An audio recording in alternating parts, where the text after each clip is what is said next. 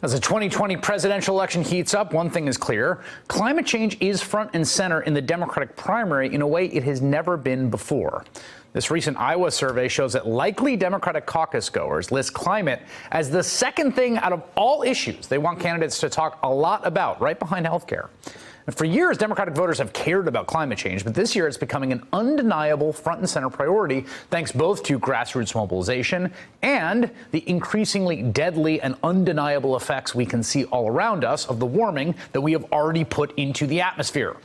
Those effects are on full display just outside of Los Angeles and Agoura Hills, California, site of recent record wildfires, where self-declared 2020 climate candidate Washington Governor Jay Inslee visited yesterday, and Governor Inslee joins me now. Governor, what did you hear from the folks you were talking to there in Agoura?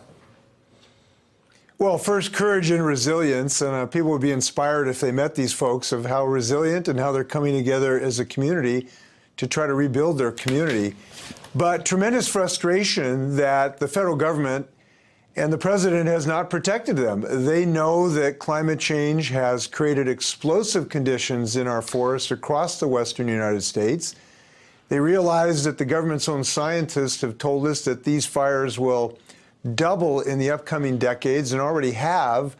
And yet to have the president call this a hoax while their homes were burning down, that does not set well with them, doesn't set well with me.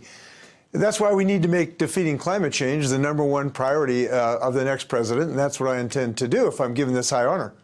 You, I imagine, agree that the IPCC calls for emissions to be reduced 45% in the next 12 years by 2030. I imagine you agree with that. If I'm talking to someone and they say, I really care about climate, and I say, there's this guy who's running, Jay Inslee, he's running on a climate agenda. Here's his X-point plan to cut emissions by 45% in the next 12 years. What is that X-point plan?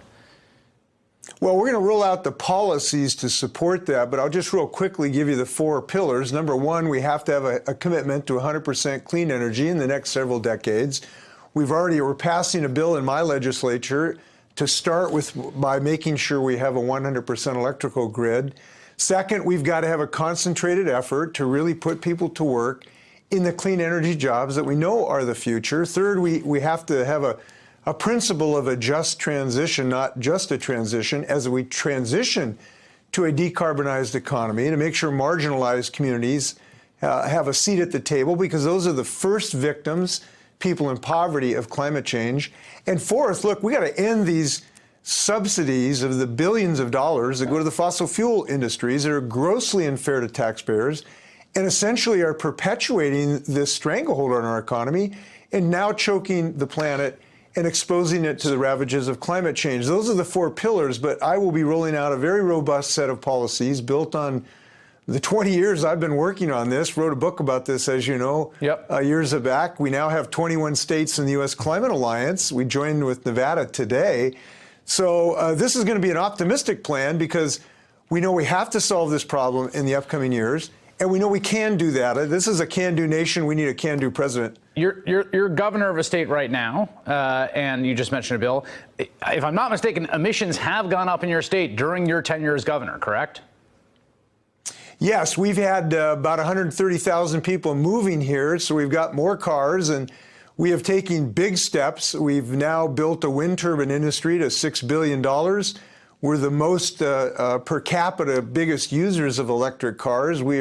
We are spinning carbon fiber to go in electric cars. I just got to cut the ribbon at our largest solar farm. We're making biofuels that you can fly airplanes on biofuels now. F-18s we've flown on biofuels. So let me just say something. But we need to do more. Yeah, but doing a lot is not enough. This is the whole problem of this problem. I've been hearing doing a lot for a long time.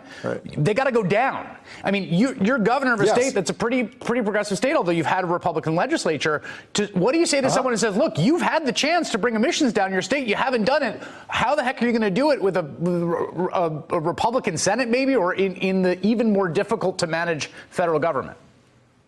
Well, first off, the voters have given me now a Democratic legislature. So for the first time, I have a working majority. And right now, as we speak, we have several bills, including a 100% clean grid, a clean fuel standard that I hope will pass tonight in my House, a super pollutant bill, new building codes for net zero buildings.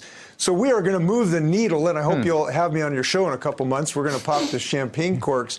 But the other thing we have to do, we have to get rid of the filibuster. The filibuster will stop us in our tracks.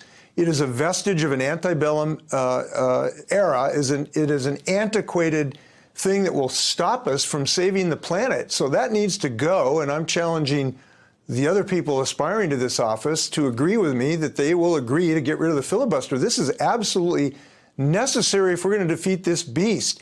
And it is time to shake up D.C., and one of the ways to shake it up is to end the filibuster and have majority rule like Americans deserve.